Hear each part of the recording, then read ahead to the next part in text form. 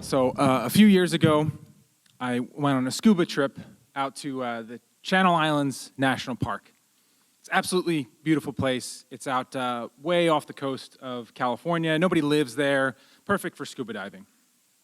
And we are stopping at an area where there's this famous, unbelievable kelp forest. And I just wanted to jump off into the water and find it right away. But we kind of had to be guided in the right direction. And most trips, you have a buddy. On this trip, I was solo. Not a big deal. I was underwater with everybody, right? It's going to be fine. It's going to be fine. And so, of course, right away, I do what I do. I see something big off to the side, and I have like a dog sees squirrel moment, and I just, pivot and go for the big thing. And I can't find it for a second. And then out of nowhere, barreling right towards me, is a big seal right at my face, and it gets super close, and then blasts bubbles right into my face and veers off at the last second. And I'm just like, oh, what just happened? And then it goes up, breaches the water, comes back down like Free Willy, and then comes back and spins around me, and I'm just stunned. This is an amazing moment, but I also realized that, okay, he's playing. This is not like attack mode. This is like a friendly gesture, and very friendly. And I also realized the group is getting away from me. So I need to kind of catch up to them. And so I head in their direction where they're kind of disappearing, and I try to get there as quickly as I can. And when I find it, I find the magical kelp forest that they had told me about.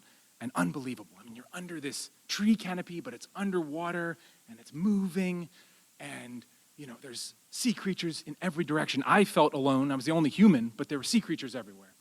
And I wanted to be one of the fish, and I'm kind of following along. The sunlight is streaking through. It's kind of glowing through the kelp in this fun way. And I'm so entranced with this school of fish. I had forgotten that there were other things around. And in that moment, I realized there's this kind of cave behind me in this wall. And so I turned back, and I saw 20 gigantic spider crabs, the biggest spider crabs I've ever seen, ever in my life. Just freaked me out so much, shocked.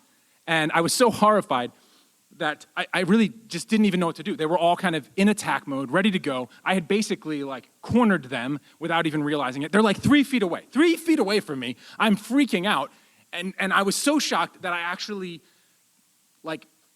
screamed underwater, if you think that's even possible. It was like a cartoon, like the bubbles coming out, the regulator mouthpiece came out, and it's floating next to me, and I had to kind of scoop it back up, get it back in my mouth, collect myself, and then also just get back slowly, right? And I get back, and I finally can take in the beauty of the wall of crabs, these giant spider crabs, huge. And I also realized, though, I've definitely lost the group at this point. No one is around anywhere nearby, and I'm kind of in the middle of nowhere. So I'm just my best bet is to surface. So I go all the way up, and I'm back at the surface.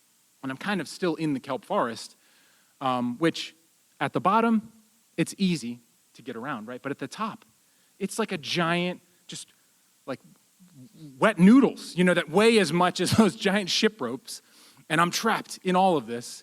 And I also look around. I can't really see a boat anywhere. And I'm looking around, panicking, trying to figure out a way to get through this. And finally, I see the boat in the distance. And I'm like, oh, great. Okay, I'll go over there. But it's so awkward to get through. It's almost like they're trying to hold on to you as you're trying to go. And I also realize I can't really go under the water because to get down, there's this whole thing called the bends. I don't know if you heard of it, but it's like nitrogen in your blood, just a tiny thing like that. So, I don't want to do that either.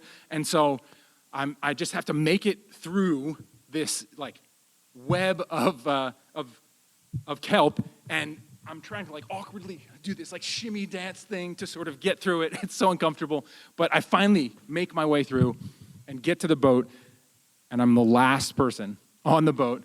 I made it back up, and could finally have a breath and calm down, and I was able to kind of appreciate the moment and look back at it. And as stressful as it was, there was a moment of panic there. But every bit of adventure, has a little bit of risk. And ultimately, it's still one of the best dives I've ever done in my life. So it was great. Thank you.